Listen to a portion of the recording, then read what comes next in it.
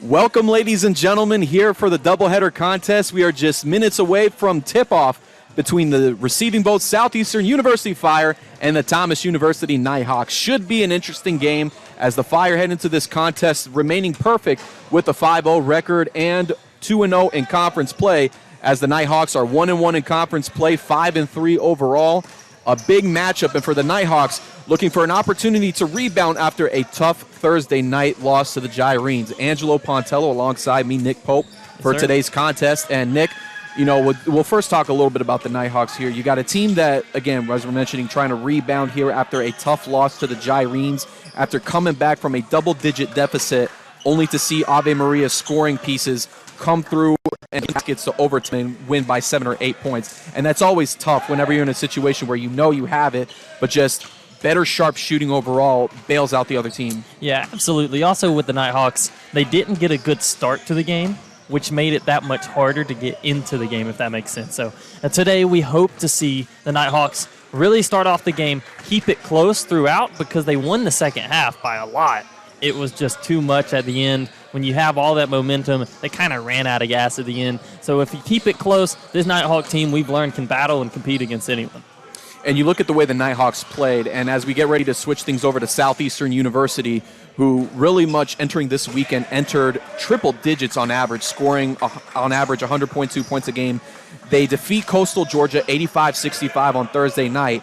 But when you look at the Nighthawks, especially dating back to Middle Georgia, they just find a way to take high-scoring offenses and limit them to about 60, no more than 70 points a game. Absolutely. You see this team, and they're averaging right around that 100 points per game mark. I think a little less after their most recent scoring against Coastal, where they scored 86, was it? 85. 85, yeah, right around there. Kind of brought their averages down.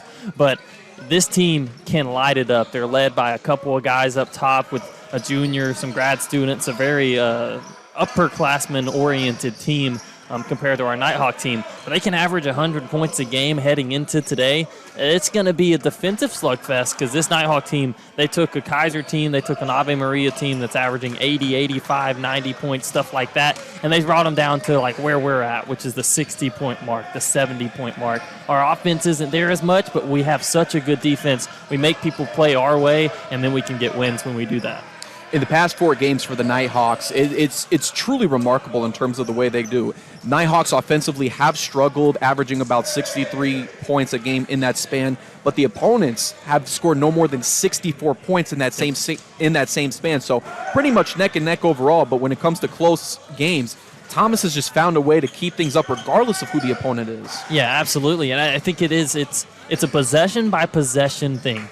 It's the basketball. It's a game of runs, right? It's a game of runs, offensively, defensively, stuff like that. This Nighthawk team can get on defensive runs, they can get on offensive runs, and it's all led by the man up top, JoJo Booker.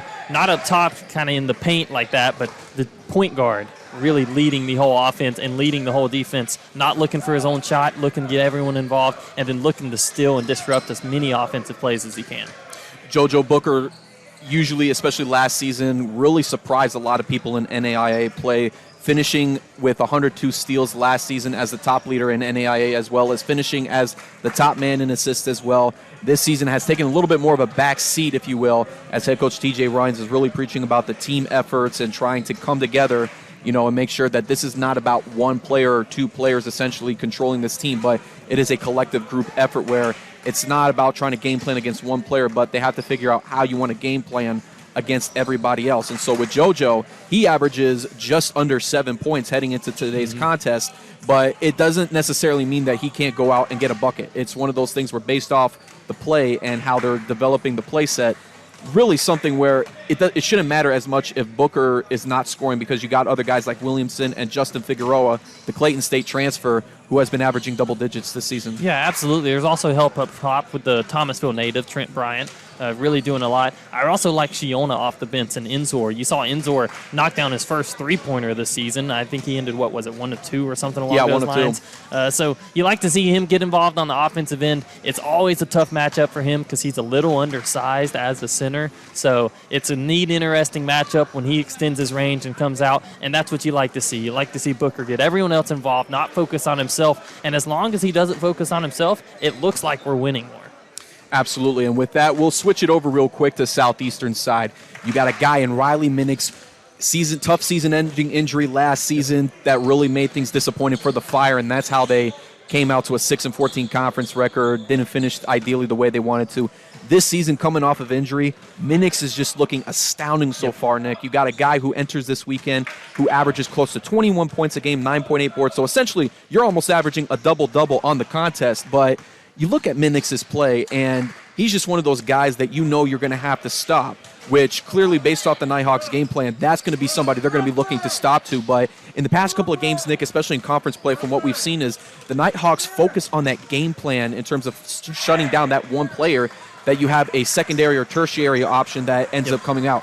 Kaiser, we saw it with Christian Miller-Cardwell with 21 points. Middle Georgia, we had Tristan Harper, who unloaded and got to nearly 30 points, if not 30 points, in the contest. So you got guys like the second and tertiary options, and Jordan Gorman. You got Ralph Diaz. You even got Riley Maddox in the mix as well. So, Nick, it's a matter of they're going to look to try to stop Minix, but who do you expect from the Fire that's going to look to potentially jump out and really make an impact? The Nighthawks, like you mentioned, they use the defensive strategy. You say, you either let the player, which would be Minix, you let him get his and don't let anyone else score, or you do the opposite and you're like, man, if we can disrupt their main scorer, maybe the team can't fill in that role. This season so far, they've kind of shut out the main scorer, allowing other ones to do it. And I think Reggie Messidor might have a big game. He's averaging right at 14 points per game, and I think he can shoot. He can also shoot, looking at the stats. He can kind of pull us out and make us defend farther out than we're used to. Yeah, Messidor is definitely another guy you definitely want to watch out for. And even last season with the injury to Minix, Messidor really stepped it up for the Fire, ended up becoming their lead scorer as well. Somebody that you really want to rely upon. But now that you got your big man back in the paint and you're rested up, you have really no injuries at this case. Messidor can go back to being a strong contributor, especially when you shoot over 41% from the field and just tremendous, which is close to 44% from long range as well. You got somebody there that you could definitely rely on if it relies on the 3-point game that you need. Yep, absolutely, man.